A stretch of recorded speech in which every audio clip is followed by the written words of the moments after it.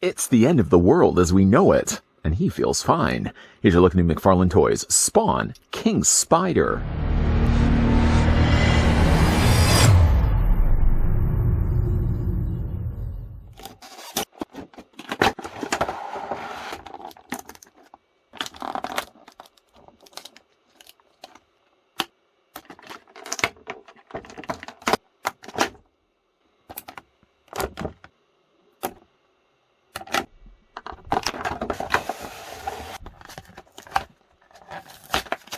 Little is known about King Spider, a member of a cult that sought to bring about the end of the world and cause the rapture. During a battle with Spawn and Ant in the sewers in New York City, he was impaled and left for dead. His true fate is unknown at this time. Nothing like a rapture to ruin your day. Before we get a closer look, though, at King Spider, let me go ahead and thank the folks over at McFarlane Toys, yes, that did provide this sample that we're about to have a look at. I bring in now my tape measure for the purpose I'm sure all of you are well aware of. We're going to measure off to the very top of King Spider's head. The answer I'll provide to you is just how tall the figure stands. 6.5 inches. 6.5 inches. Flip that around quickly. The figure stands about 16 or 17 centimeters tall. For a couple of comparisons, let's bring in a couple of Spawn. Just recently, in fact, we had a look at Nightmare Spawn.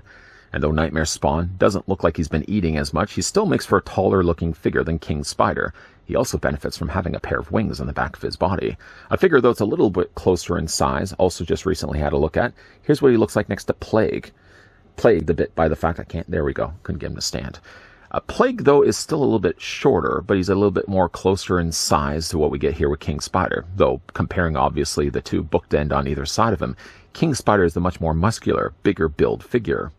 Starting from the left and working our way to the right, King Spider comes included with a display stand. Comes included with a diorama piece you may not be able to see right now. Comes with a pair of interchangeable hands. Comes included with a ball and chain. Running then backwards and starting where we started, the figure comes included with a display stand. The stand itself is pretty much the same as what we got with all the other Spawn release figures. Spawn logo printed down below here in white, one singular peg up the top corner. The stand can attach to either one of the feet here on King Spider. Just deciding for yourself which way you'd like to use them. And then the figure also comes included with a diorama piece. It's not very much similar, or the idea is similar to what we got with Plague, but it's a completely different type of display stand. This stand, in fact, actually does have kind of like concrete backing here with a few little of the posts, those metal posts that they put inside of, like when they make concrete, for example. Comes also with a little skull on the inside there, kind of down below there. It's a nice looking display stand. It's very small, very simple in design. But it does also have the little peg there. Then it can, again, attach onto the figure's feet. Just plug it onto the back here. Just to show you the one that we got, in fact, included with Plague. I've already taken the liberty of actually adding the one from Plague onto the display stand. It's pretty easy to do. Go ahead and just take the display stand, comes included with King Spider. As you'll notice, there's a hole on the bottom of it. You'll also notice, again, that peg we talked about earlier. Just connect the two together. Push it down in place. And unlike actually Plague, that covered up, unfortunately plagued completely that Spawn logo, the one that actually comes included with King Spider, you can still very easily make out that the Spawn logo is there on the display stand. It's a nice little display piece. I don't really, in this case, I mean, with the display stand peg, the way that they've got it, it's on an angle. When we had a look at Plagues are completely more flat. It was flatter on the bottom here, a lot easier for the figure to stand. You could technically still take the figure's feet, but you'd have to angle the toe, and then you'd have to attach the figure's feet onto the back of the display stand. I don't know if anyone's really going to be doing that, but rather instead, I think I'm just going to be putting the figure on the stand, not even necessarily attaching it, or I'll just have this behind the display stand and still be able to use the peg. I might even do the latter, because the way it attaches on the bottoms of the feet, I think the figure really does need to use a display stand for one of the reasons that I have with the figure being a problem, the figure's ankles. I'm going to talk more about that in a moment. Going to move that to the side. The figure comes included again with some swappable hands. Right now, by the way, he comes with some mauling hands. Mauling for either ants or Spawn, whoever he's battling down below in the sewers with. He's got these big, giant oven mitt-sized mauling hands. The color scheme and the way they sculpted the hands with the little spikes sticking out very much remind me of Doomsday. I'm sure somebody will probably also notice that similarity between the two. But if you don't prefer the mauling hands, I don't really know why. He does also come included with a closed fist. And simply you just pop the hand off from the forearm, just like that, and then just swap it out within the closed fist. I think I'd rather stick with the idea of actually displaying him with mauling hands. I always describe them as mauling hands or dynamic hands. Again, if you want to just take the hand, it's a little harder at times because the peg wants to swing back and forth, but you can plug it into the closed fist and use a closed fist, I should say, instead. The figure also comes included with a gripping hand, good for holding the ball, or the ball and chain. Again, you just simply unpeg the hand, like so, and just, again, attach the new hand in place. It's pretty easy to do. Again, I probably will still lean to the idea of displaying him with these hands because I think they're nicer looking hands in all honesty. In fact, you know what? Let's go ahead and pop those, replace the hand back. After all that, put the hand back in place. The last thing the figure comes included with is a ball and chain. And looking at this, it reminded me right away of the hook that came included with Lobo. The chain itself wraps around his arms somewhat. It's a soft plastic chain that they have, and then on the very end of it is a big giant mace ball. The ball does have spikes. I do like the way they've actually put like little indentations to the plastic, so it looks like it's actually been used. Very cool looking spike. Very cool looking mace. Now, this does fit over his hand, or fits around his arm. It never really does a great job of actually... Now, you can simply just clip this part right here inside the grip of his hand. Or what I like to do as well, to go back to the original hand that we looked at earlier, just pop this hand back into place. Actually, I won't do that. Leave this off. Then take this part and feed it through. And when you feed it through, because there's no hand really now in the way, you can easily get that around his forearm, and then go ahead and then just take the hand and pop it back into place. Once that's back and everything's good to go, then you can wrap this around and it fits somewhat better in his hand. It's a lot easier than actually just trying to fight it around the fist. And again, just take the hand off. It's a lot easier just to attach the ball and chain, and that just sits around his hand. Let's go ahead and take that off for right now, because of course it's a lot easier to be looking at the figure if I don't have to worry about a ball and chain hitting me in the face. Let's not do that. Pop that back into place, and getting a closer look now at King Spider. I really like the design of King Spider. It reminded me of a character you would expect to see like in the early 90s, even when Image Comics first started to come around. It kind of looks like a character I would expect to see from those earlier days of Image Comics, and that's actually a good thing. I really like the look of King Spider. You can see, living up to his namesake, for example, he's got a big giant spider logo across his face, covers across the nose, covers across the mouth, and wraps around the ears of his eyes with the legs extended down. The red is nice touch there on the eyes, so the eyes do stand out nicely. And I don't know if you can actually see it or not. I'm hoping that the camera's going to be able to pick it up. He does actually still have, despite for a mask, an outline for his mouth. Can you see that right there? It's, again, a really nice looking face sculpt. The thing about the figure, though, and you probably already see some of it happening here with the head, this is a trend that continues on for the rest of the figure. In the comics, he's generally more of a white-suited character. And yet, unfortunately for the figure itself, he's got all these markings where you've got this green speckled across the plastic.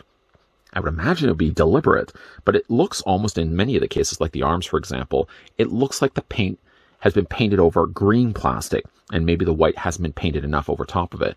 Again, like you can see a lot of the green bleed underneath it. And again, if it's intentionally supposed to be that way, I would much rather, if you look at like the trunks, for example, if they had just kept it more just one single color and not added all this additional speckling, because again, it's all over the figure's body. You see a lot more obviously in the face. I see it a lot more also in the arms here as well.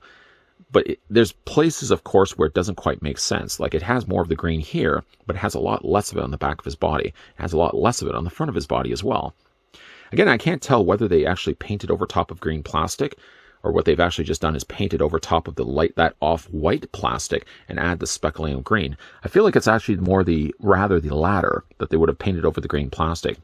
It's unfortunately a bit jarring, though, and really for, again, a costumed character that generally is white, I believe, I would have just done away with painting this green or even painting over top of a plastic if the end result is ending up having be this lighter color, and then again you see all the little colors of the green bleeding through. What I do like about the figure is the design.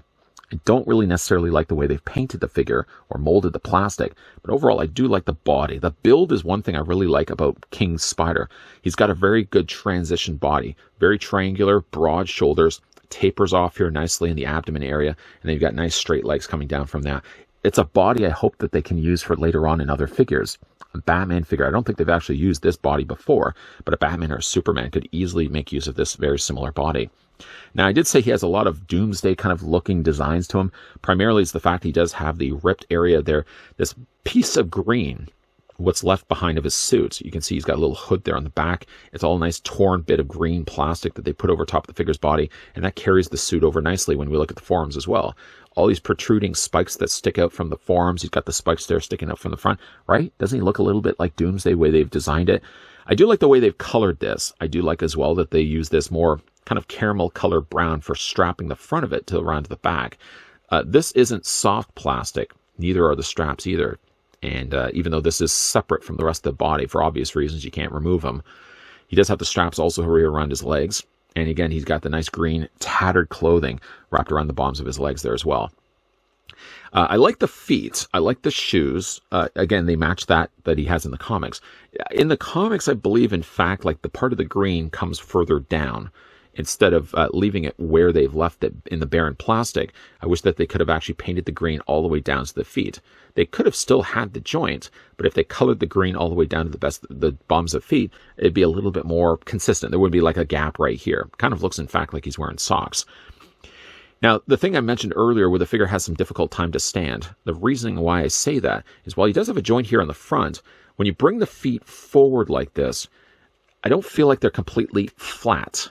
Or at least when I put the figure down on the shelf or wherever I'm reviewing him, for example, he feels like he wants to lean forward. And even when I was just to bring back those legs just a little bit, you almost kind of want to bend the knees just a little bit further back. So it compensates for the fact that the figure either is going to want to lean forward or he's going to want to start leaning back. All the more reason why you definitely want to use a display stand with the figure. Looking at the articulation now for King Spider, head rotates all the way around. It's on a ball joint after all. You can have the head looking up. And again, like where the color kind of departs, for example, you can kind of see that's the color of plastic where I think it should have been. And again, like you've got this kind of strange speckling that they've got across the plastic surface. I don't even know why it's there. Anyways, the head does look down, looks up, and you can rotate the head all the way around. You can also even rock the head back and forth as well. Upper torso is on a very generous ball joint. You can also see as well working underneath the lower part of his trunks. He does also have a ball joint there as well. Shoulders come out, even though he's got these big giant spikes protruding out, you can easily still pull off a 90-degree angle bend. You can take those arms and rotate them also all the way around on both the sides. Where I had the issues before with the Nightmare Spawn and also Plague having more looser shoulders, seems to be again the case here with King Spider. He's a little looser on this side. He's not as loose on this side here. Either way, though, the figure does have a bicep swivel. The figure has also possessing a double hinge on the elbow, and the hands rotate also all the way around, hinging back and forth. The legs also, with the tops of the pants, or where the trunks would normally have been, these are softer plastic. This is softer plastic, but the joint's actually inside of that. It does nice to give you a seamless look. It doesn't look as much like diapers necessarily as some people have actually called these, but I don't think it's as bad. But again, like there's a bit of a departure in color. You got a little bit of beige here, a little bit of beige at the top, but then it's not quite the same color that they use for the lower legs or the top of the torso. Anyways, the legs do go forward. They also go back. There's a mild swivel at the top of the thigh. Double hinge possessing here on the knees. There's no articulation here for the lower. Again, it's sort of like leafy looking boots. And then there's the articulation or ankle pivot moving back and forth. You rock it back and forth this way, and also toe articulation as well. I can tell you what I like about the figure. I like the designing of him. I also like this particular body that they used for him. It's a really nice, like very tapered off torso. Very broad again in the shoulders. That nice triangle shape that I love on character figure bodies. I hope again they can use this body for another figure down the road. Again, I like the designing of him. I like the mask on King Spider as well. That's one of the things I really like about his design. Things I'm not as crazy about, honestly, is the speckling that they put all across the plastic. I don't know what the point of origin was and the reasoning why the speckling is there, whether they added it intentionally to the plastic white, or in fact that they painted the white over top of a darker plastic, like a darker green, for example. Either way, though, it looks more jarring in the head, and you see a little more of it here in the arms and the biceps. I really wish it wasn't the case. I wish, if anything, King Spider was more of a solid white, similar to what he was in the comics.